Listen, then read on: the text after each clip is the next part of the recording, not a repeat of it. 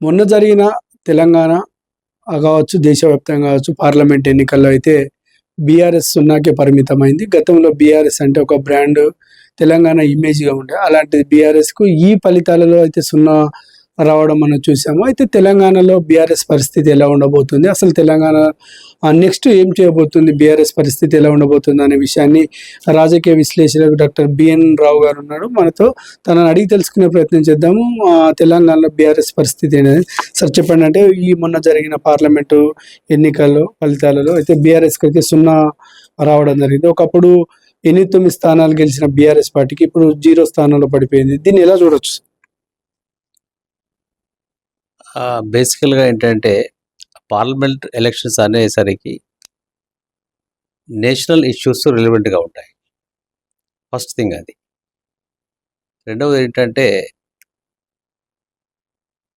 ఈ ఎన్నికల్లో రాజకీయ పార్టీలన్నీ కూడా 2 కుటుంబాలుగా ఏర్పడ్డాయి. ఫర్ మోడీ అంటే మోడీకి సపోర్ట్ చేసే వాళ్ళ పార్టీలన్నీ కూడా ఎన్డీఏ కూటమి ఏర్పడింది.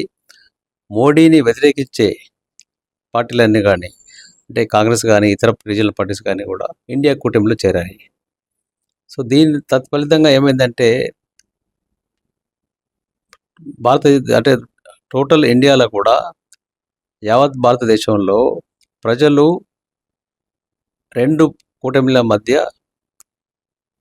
సరిసమానంగా అంటే 2 కూటమిలను ఎన్నుకున్నారు. ఎవరైతే మోడీ ప్రభుత్వాన్ని సపోర్ట్ చేశారో వాళ్ళు ఎన్డీఏ కూటమి కొట్టేశారు. మోడీని వ్యతిరేకించే ప్రజానీకం అంతా కూడా ఇండియా కూటమికేశారు.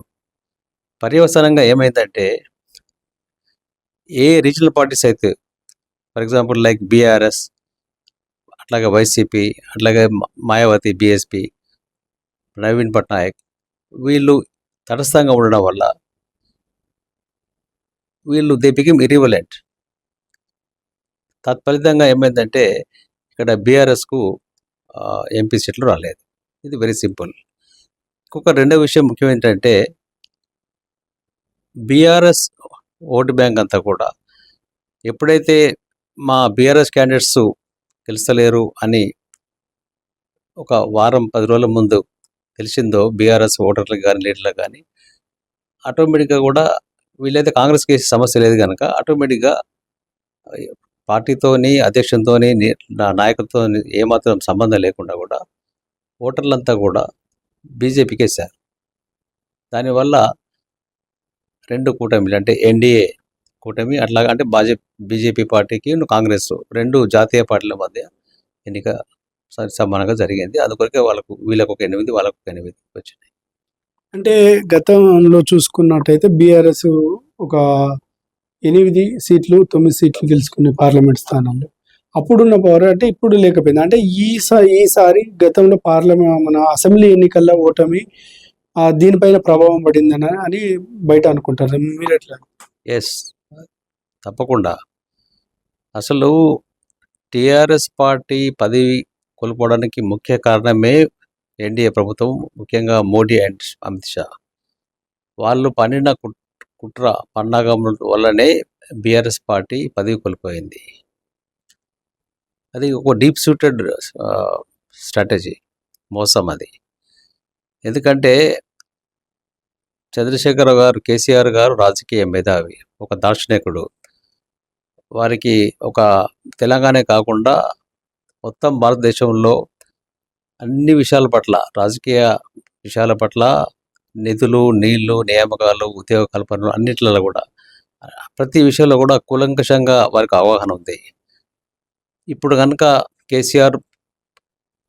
టీఆర్ఎస్ గవర్నమెంట్ వస్తే, కేసీఆర్ గారు మళ్ళీ ముఖ్యమంత్రి వస్తే డెఫినెట్గా అప్పటికే దాన్ని బీఆర్ఎస్కి మార్చి దేశవ్యాప్తంగా ఒక తృతీయ ప్రత్యామ్నాయం చేయాలనే సంకల్పం ఉన్నది కనుక వీరు చాలా మనకు ప్రమాదము అవుతుందని చెప్పేసి కేసీఆర్ ప్రభుత్వాన్ని ఓడగొట్టే ప్రయత్నం చేశారు. తత్ఫలితంగానే కాంగ్రెస్ పార్టీ ఇక్కడ రేవంత్ రెడ్డి సీఎం అయ్యాడు. అది రేవంత్ రెడ్డి గొప్పతనమే కాదు, ఇది జరిగింది. అంటే టీఆర్ఎస్ నుంచి బీఆర్ఎస్ కోవడమే బీఆర్ఎస్ కుంప ముంచిందని రాజకీయ నాయకులు అంటున్నారు. ఎట్లా చూడొచ్చు దీన్ని? అది తప్పది. అది రాజకీయ పరిజ్ఞానము, రాజకీయ అవగాహన లేని వాళ్ళు మాట్లాడే మాటలే. ఇప్పుడు టీఆర్ఎస్, బీఆర్ఎస్ మరినంత మాత్రాన రాజకీయ తెలంగాణ ఉనికి కోల్పోతుంది అనేది ఒకటి తప్పు ఆలోచన. KCR is a brand ambassador for Telangana. KCR BRS party అయినా దేశ రాజకీయాల్లో కూడా మలుపు తిప్పినా కూడా definitely KCR always remains as a brand ambassador for Telangana ఆత్మ కేసీఆర్ గారు. అంటే రానున్న మళ్ళీ ఈ సార్వత్రిక ఎన్నికల్లో మళ్ళీ 5 సంవత్సరాల తర్వాత బీఆర్ఎస్ పుంజుకొని ఉంది. 5 సంవత్సరాలు ఎందుకు, ఇప్పుడు జరగబోయే లోకల్ ఎలక్షన్స్లో మళ్ళీ బీఆర్ఎస్ కాంగ్రెస్ మధ్యలో ఉంటుంది. ఈ బీజేపీ 8 సీట్లు అనేది ఒక పాల పొంగు లాంటిది. తర్వాత రేపు వచ్చే జనరల్ లోకల్ ఎలక్షన్స్లలో మళ్ళీ అల్టిమేట్గా పోటీ కాంగ్రెస్ మరియు బీఆర్ఎస్ మధ్యలో ఉంటుంది. అంటే లోకల్లో ఉన్న క్యాడర్ అంటే ప్రాంతీయ పార్టీలకు వచ్చేసరికి ఎందుకు లేదంటే అదే ఏమో జరుగుతుందంటే జనరల్ ఎలక్షన్స్ అయ్యేసరికి నేషనల్ ఇష్యూస్ ప్రామినెంట్గా అవుతాయి, ప్రాధాన్యత ఉంటుంది. ఈ లోకల్ ఎలక్షన్స్ వచ్చేసరికి మళ్ళీ ఇప్పుడు అంటే జెడ్పీటీసీ, ఎంపీటీసీ, ఎంపీపీలు, సర్పంచులు ఇవన్నీ వచ్చేసరికి మళ్ళీ కంపల్సరిగా కాంగ్రెస్కు ప్రత్యామ్నాయం బీఆర్ఎస్ ఇక్కడ. బీజేపీ అనేది బీజేపీలో కూడా వాళ్ళు గెలిచిన వాళ్ళు కూడా ఏదో ఈటెల రాజేందర్ గారు, కిషన్ రెడ్డి గారు లాంటి వాళ్ళు, డి కరుణాకర్ లాంటి వాళ్ళు, రఘునందన్ గారు వాళ్ళకు ఒక రాజకీయ నేపథ్యం ఉంది, వాళ్ళకు ఒక పర్సనాలిటీస్ ఉన్నాయి. మిగతా వాళ్ళంతా లిల్లీపుట్స్, బండి సంజయ్, అరవింద్, ఇంకెవరు గెలిచారు కదా వాళ్ళంతా ఒకటి.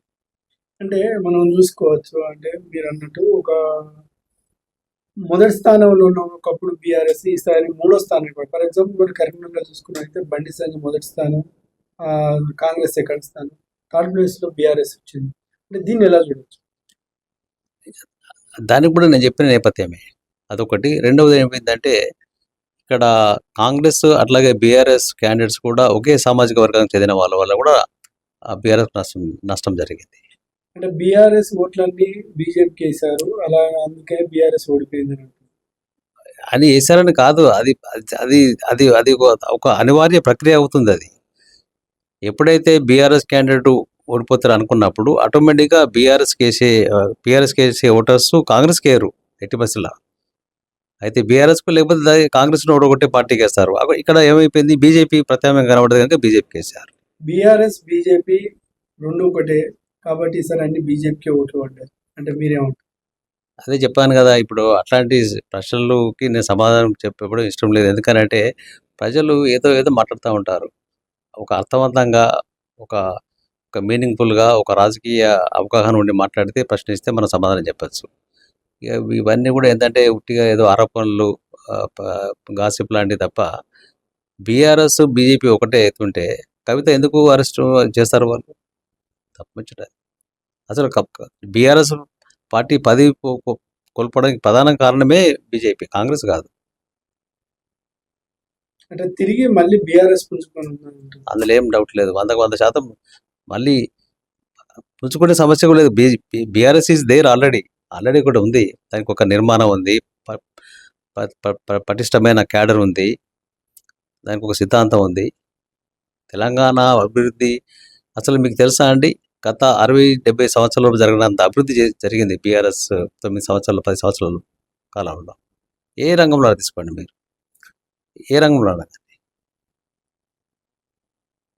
అంటే ఈ ఎన్నికల్లో అంటే కాంగ్రెస్ కొత్తగా సీఎం అయినా కూడా 8 సీట్లు సంపాదించాడు.